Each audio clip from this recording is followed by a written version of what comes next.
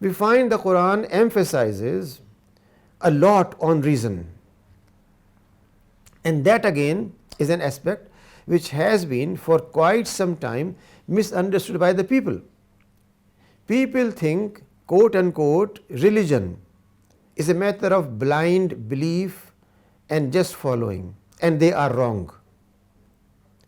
Consequently, what they are told from their childhood by their parents and by textbooks they read, they believe in that, and they think, like other religions, Islam is also a matter of just blind belief. Whatever the Maulana says is Islam, and that is wrong. The Quran on every single page invites people to use their reason. Therefore, the presence of emphasis on reason in the Quran makes Islam a different faith, not a religion of the East or the West, where reason is condemned and blind faith is built. Hinduism, Christianity, name any religion, they do not provide emphasis on reason at all, but just a matter of faith. Therefore, you hear people saying, well, I have faith in my heart, don't worry about how I appear.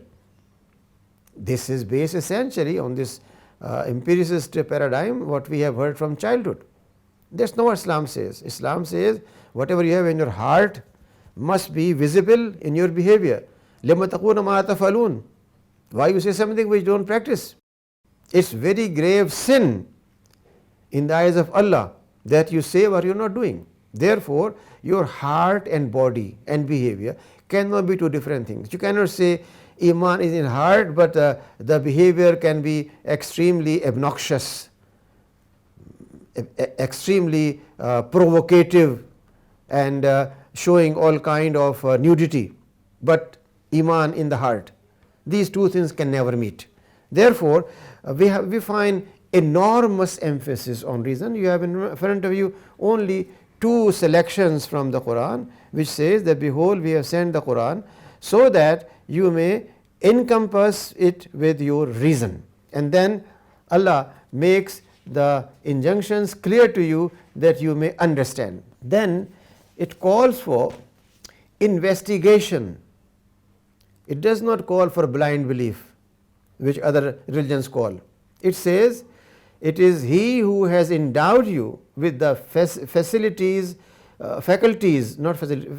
of hearing and sight, and has given you heart to think. Scarcely do you thank Allah subhanahu wa ta'ala. It is He who gives life and causes death and holds mastery over alternation of night and day. Don't you understand? Afala taqilun? Giving example from your own body, then from universe. Allah has given you vision, audition, hearing. If you only try to focus on our ear, the structure of ear, how it has certain angular structures made by Allah subhanahu wa ta'ala. Why a drum? Why certain canals are going there, and if those canals are blocked, you cannot hear properly. And same applies to your vision. There are canals there without which you cannot function with your eyes. They provide those liquids, they provide their source of movement, and how the whole eye works, how images are formed. Why the image which is upside down in somewhere in my head is not appearing to me upside down, but appearing to me just as it is. Why? What is the mechanism? Where is the control room that converts it every second? Therefore, the Quran calls for investigation, and for that it tells us that you have sources of knowledge, hearing and experience, and trying to find out. Next please. Then it becomes very specific and tells us that you must do rationalization. So in this way Allah clearly expounds His injunctions to you that you may reflect. لَعَلَّكُمْ تَتَفَكَّرُونَ. And same is repeated in other places in front of you. There are just 3 or 4 examples. We should not go for everyone, but everywhere you find the same word used. And then the last one is very important. Then ask them, are the blind and seeing alike? Do you not reflect? Those people who are not using their reason, not aligning their heart and mind, and not trying to understand, are they same with those who are enlightened, ulul albab, and so on and so forth? Next please.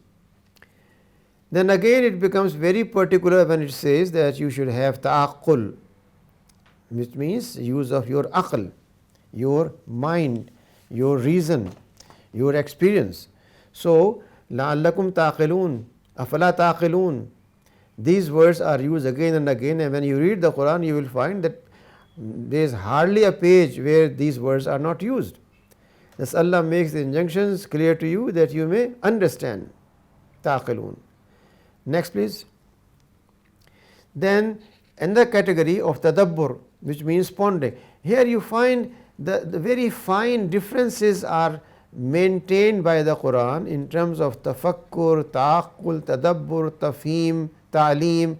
All these aspects, when put together, give us an idea about how Allah subhanahu wa ta'ala has blessed us with a thinking mind and at the same time a feeling heart. So, after tadabbur you find the Quran telling us about tafaqquh, which means deep thinking, deep understanding. So, the ayah tells us that there are very few people who have this deep thinking, and then an ayah tells us that there has to be a group of people. Next please. There has to be a group of people who should always be involved in this exercise.